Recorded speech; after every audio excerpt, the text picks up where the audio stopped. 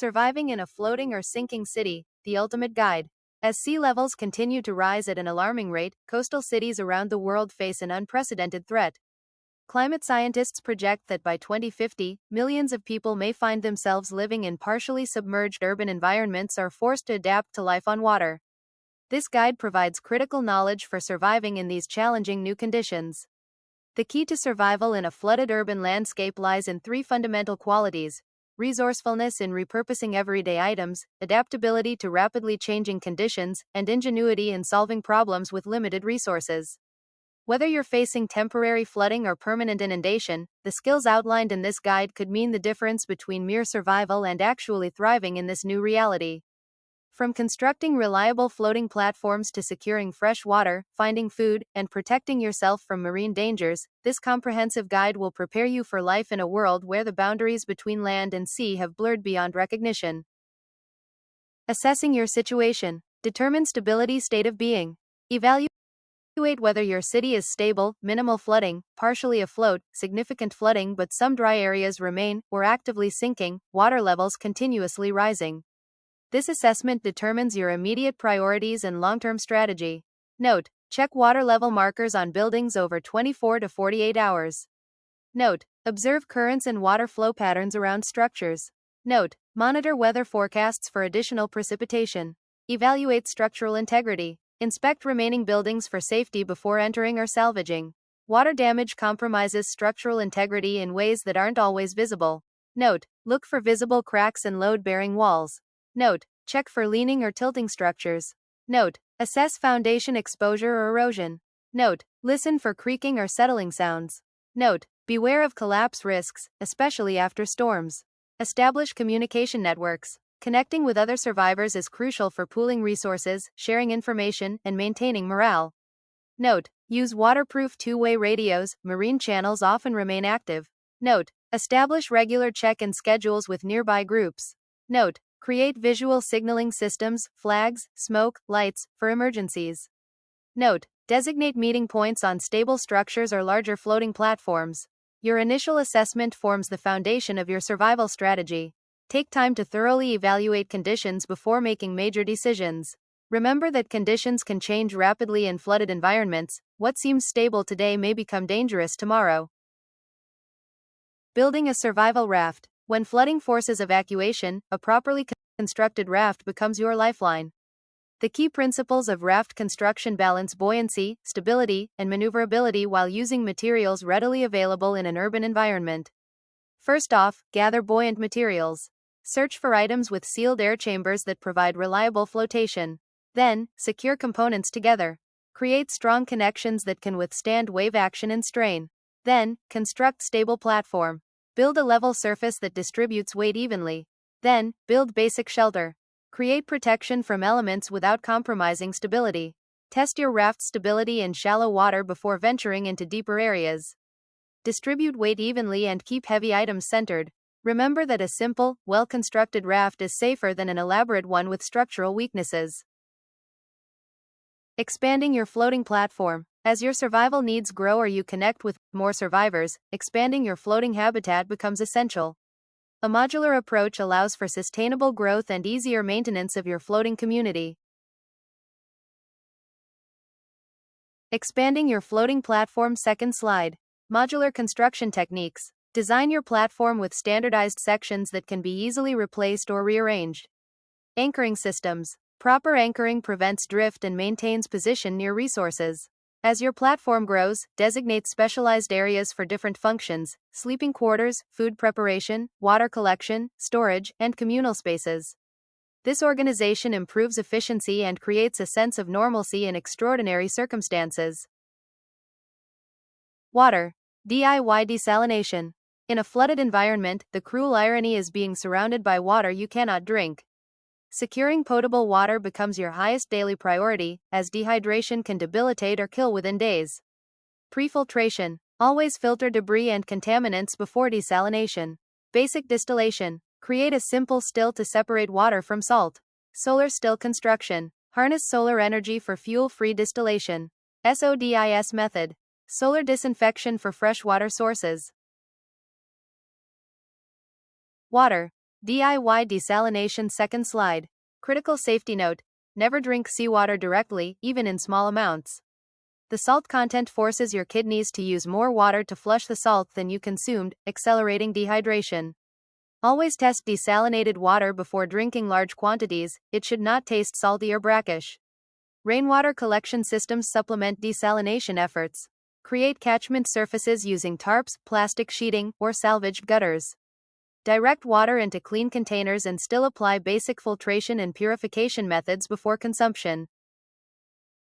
Food, foraging and fishing at sea. Flooded cities contain vast food resources if you know where to look and how to safely retrieve them. Note: target grocery stores, restaurants, and food distribution centers. Note: prioritize canned goods, sealed dry products, and preserved items. Note: check expiration dates and container integrity. Note: avoid refrigerated items after power loss, 72+ hours. Note: look for overlooked locations, vending machines, break rooms, school cafeterias. Note: document salvage locations and remaining inventory. Edible seaweed harvesting. Seaweed provides essential nutrients and is often overlooked as a food source. Food preservation methods. In a floating environment without refrigeration, preserving your catch becomes essential. Note: construct drying racks above water level with good air circulation. Note: cut fish into thin strips to accelerate drying and reduce spoilage risk. Note: salt cure fish using salvaged salt or evaporated seawater. Note: smoke food items using small, controlled fires, safety critical. Note: create sealed containers from salvaged materials to protect dried foods. Note: rotate food supplies to consume oldest items first. Nutritional balance. Maintain dietary diversity by combining salvaged foods with fresh catch. Fish provides protein and omega-3 fatty acids, while seaweed offers iodine, iron, and calcium. Supplement with any fruits, vegetables, or grains you can salvage or grow. Avoiding sea predators. As urban areas flood, they create new habitats for marine predators that may view humans as potential prey. Understanding and mitigating these risks is essential for survival. Water visibility awareness. Murky or debris-filled water significantly increases predator risk. Note: avoid swimming in low visibility conditions. Note: enter water only during daylight hours when possible. Note: test depth with poles before entering unknown areas. Note: be especially cautious after storms when visibility worsens. Note: watch for unusual water movement or disturbances. Blood and waste management. Blood in water is a powerful attractant for predators. Protective barrier construction. Create physical barriers to keep predators away from living areas. Group safety protocols. Safety in numbers significantly reduces predator risk. Note: never swim or forage alone. Note: establish rotating watch schedules. Note: develop clear distress signals. Note: create noise when entering unfamiliar waters. Note: maintain group awareness of seasonal predator patterns. Avoiding sea predators second slide. Common urban water predators include bull sharks, alligators, crocodiles, barracuda, and venomous jellyfish. Remember that most marine creatures avoid human contact when possible. Aggressive encounters typically result from territorial defense, mistaken identity, or being startled, situations you can minimize through awareness and preparation. Salvaging from submerged buildings. Submerged urban structures contain valuable resources that can mean the difference between thriving and merely surviving. However, underwater salvage operations present significant dangers that require careful planning and execution.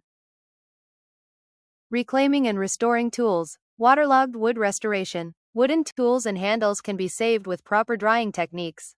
Metal tool reclamation. Rust removal and prevention extends the life of metal tools. Tool maintenance becomes a daily ritual in a floating community.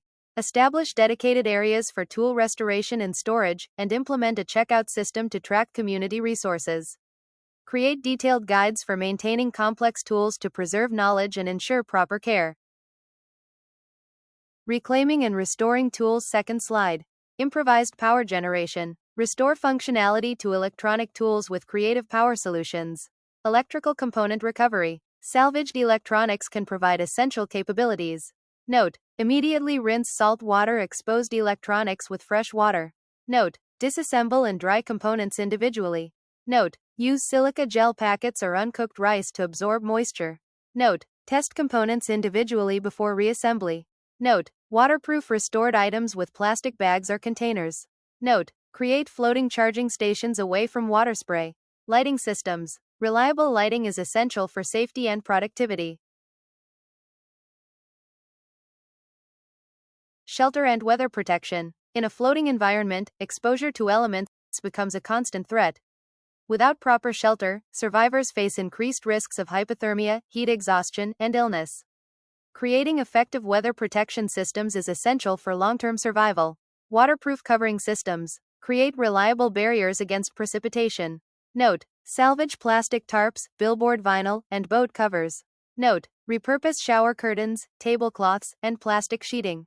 Note: create overlapping layers for leak prevention. Note: install proper drainage channels to prevent pooling. Note: angle covers to direct water away from living spaces. Note: secure edges with weights or clips to prevent wind lift.